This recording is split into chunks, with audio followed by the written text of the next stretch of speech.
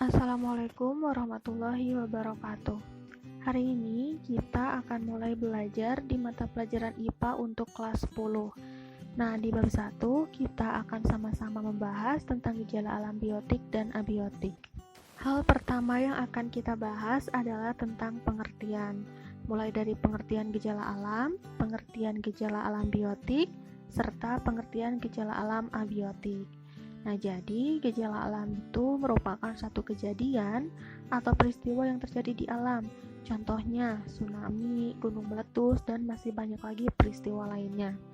Sedangkan gejala alam biotik merupakan suatu keadaan lingkungan di sekitar kita yang ditunjukkan oleh keadaan atau keberadaan makhluk hidup. Dan gejala alam abiotik merupakan suatu keadaan di lingkungan sekitar kita yang ditunjukkan oleh keadaan benda tidak hidup. Jadi yang harus diingat adalah gejala alam biotik itu berhubungan dengan makhluk hidup, sedangkan gejala alam abiotik berhubungan dengan benda tidak hidup. Selanjutnya, komponen biotik. Tadi di awal sudah kita singgung bahwa gejala alam biotik ini berhubungan dengan makhluk hidup. Maka dari itu, komponen biotik pun mencakup seluruh makhluk hidup, mulai dari manusia, hewan, tumbuhan, dan mikroorganisme. Nah, berdasarkan peranannya, komponen biotik ini dikelompokkan menjadi 3, yaitu produsen, konsumen, dan pengurai. Nah, produsen ini mencakup semua makhluk hidup yang dapat membuat makanannya sendiri.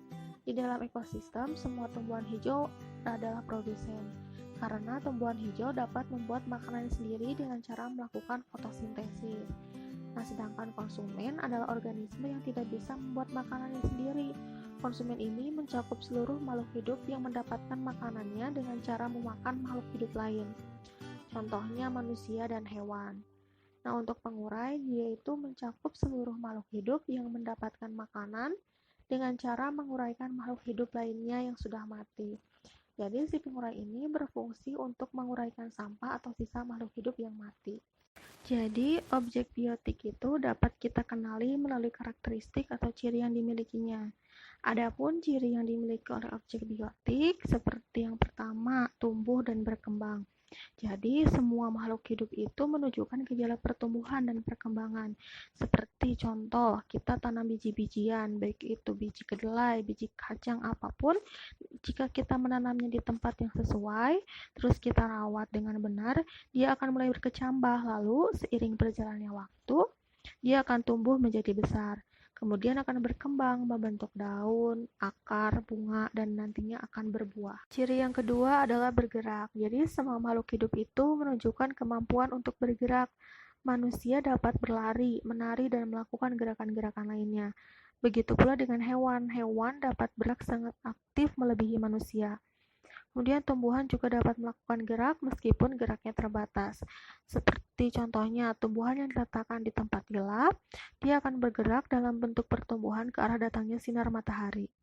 Ciri yang ketiga adalah bernafas. Jadi semua makhluk hidup itu memiliki kemampuan bernafas. Tidak ada tuh satu makhluk hidup pun yang tidak bisa bernafas. Nah, bernafas ini merupakan kegiatan menghirup oksigen dan melepaskan karbon dioksida. Nah, si oksigen ini diperlukan dalam proses metabolisme untuk menghasilkan energi. Dengan energi ini, makhluk hidup dapat tumbuh, berkembang, dan melakukan aktivitas. Ciri yang keempat adalah berkembang biak. Jadi, makhluk hidup itu mampu berkembang biak, artinya bertambah banyak. Seperti contohnya nih, kita di rumah punya 2 ekor ayam, sepasang gitu ya. Terus kita jaga dia, kita pelihara dia, kita kasih makan dia. Nah, seiring berjalannya waktu, dia akan mampu berkembang biak, bertelur hingga jumlahnya akan semakin banyak. Nah, yang terakhir adalah peka terhadap rangsangan. Rangsangan di sini bisa berasal dari dalam tubuh ataupun dari luar tubuh. Contohnya, tubuh kita akan berkeringat saat cuaca panas atau saat kita sedang gugup. Selanjutnya ada contoh gejala alam biotik. Yang pertama adalah hama tanaman yang sangat banyak sehingga menimbulkan banyak kerugian. Nah, faktor utama yang menyebabkan masalah ini adalah karena terbunuhnya musuh alami hama tersebut, baik karena penggunaan pestisida yang berlebihan atau karena hadirnya predator musuh alami. Nah, yang kedua, kepunahan spesies langka. Nah, kejadian ini timbul akibat dari lambatnya laju perkembangbiakan spesies tersebut atau disebabkan oleh aktivitas pemburuan liar yang semakin meningkat. Yang ketiga adalah penyebaran virus. Contoh penyebaran virus yang sekarang sedang menjadi pandemi adalah COVID-19. Sampai saat ini, virus tersebut masih menjadi masalah yang sedang dihadapi di banyak negara, termasuk di Indonesia. Selanjutnya ada komponen abiotik. Nah, jika tadi komponen biotik adalah seluruh makhluk hidup, maka komponen abiotik adalah seluruh komponen ekosistem berupa benda tidak hidup yang ada di sekitar makhluk hidup. Nah, dalam suatu ekosistem itu sendiri ada beberapa faktor yang mempengaruhi makhluk hidup, seperti matahari, udara dan mineral, kemudian air, suhu, dan tanah. Seperti halnya gejala alam biotik, gejala alam abiotik juga memiliki karakteristik atau ciri yang dapat digunakan sebagai pembeda. Nah, benda-benda abiotik itu sendiri memiliki ciri sebagai berikut. Yang pertama ada wujud. Jadi benda abiotik ini dapat dibedakan berdasarkan wujudnya. Ada yang padat, cair, dan juga gas. Nah, harus diingat ketika kita mendefinisikan wujud, kita juga harus menyebutkan suhunya. Karena wujud zat itu dipengaruhi oleh suhu. Seperti contoh nih, air. Air itu akan berwujud padat pada suhu 0 derajat Celcius, di suhu ruang dia akan berwujud cair, sedangkan dia akan berubah menjadi gas ketika dipanaskan. Ciri yang kedua adalah bentuk. Jadi semua benda abiotik itu mempunyai bentuk yang berbeda yang dapat kita gunakan sebagai cara mengenali benda tersebut. Nah, misalkan nih buku dan pensil, dua benda tersebut memiliki bentuk yang berbeda, sehingga kita mudah untuk membedakan salah satu di antaranya. Ciri yang ketiga adalah warna. Jadi benda abiotik juga memiliki warna untuk pembeda. Seperti contohnya nih, air kopi warnanya hitam, terus air tanah warnanya coklat, dan lain sebagainya. Masih banyak lagi contoh yang lainnya. Terus yang keempat ada ukuran. Jadi benda abiotik itu mempunyai ukuran yang dapat diukur, diamati, dan dibandingkan dengan benda lainnya. Misalkan nih, meja tulis yang ada di rumah kamu berbeda ukurannya dengan meja tulis yang ada di sekolah. Ciri yang kelima adalah bau. Nah, benda abiotik dapat dicirikan berdasarkan baunya.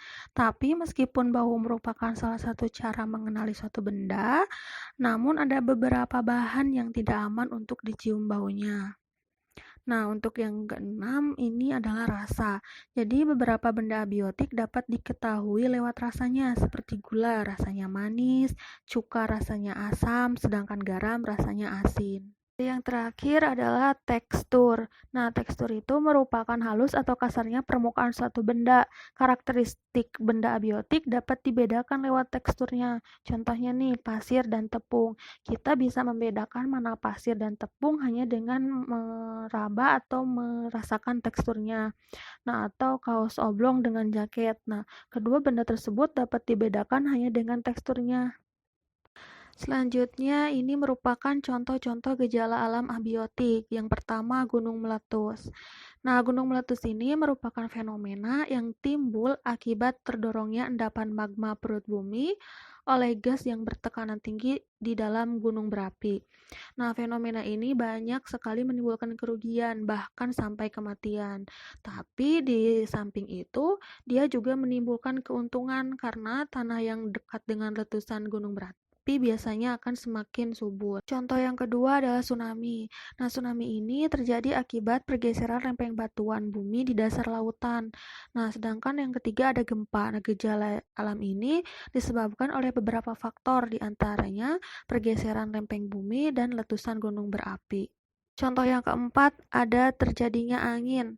Nah, angin ini terjadi karena adanya interaksi antara komponen abiotik di alam. Komponen utamanya adalah perbedaan suhu udara dan tekanan udara.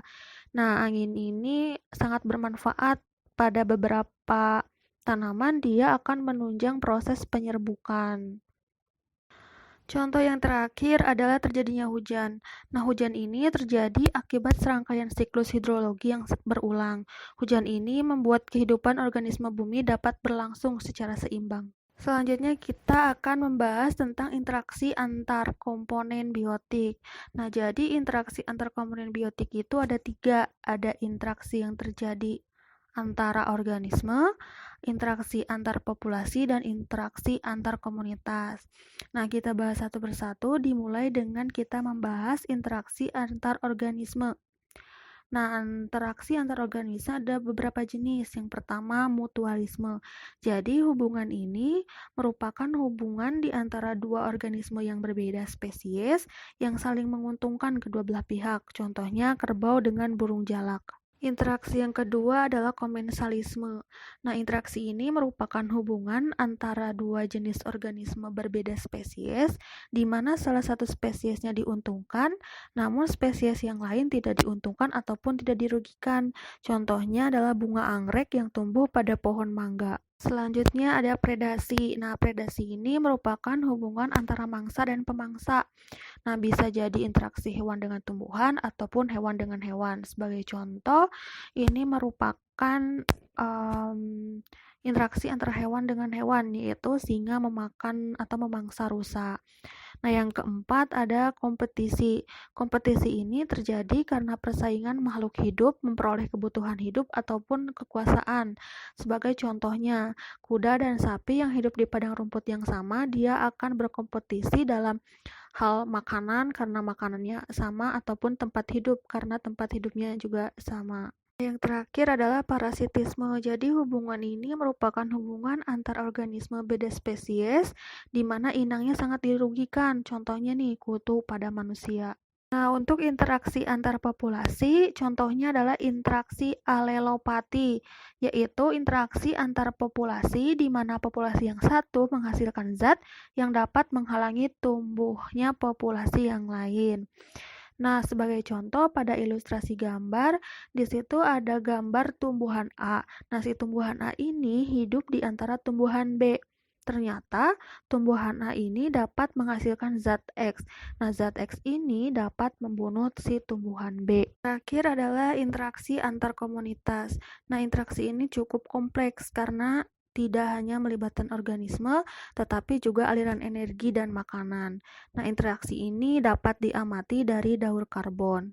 Materi untuk hari ini cukup sekian. Nah, jika ada hal yang belum dipahami atau ada pertanyaan yang ingin ditanyakan, mari kita bahas di pertemuan selanjutnya. Terima kasih. Wassalamualaikum warahmatullahi wabarakatuh.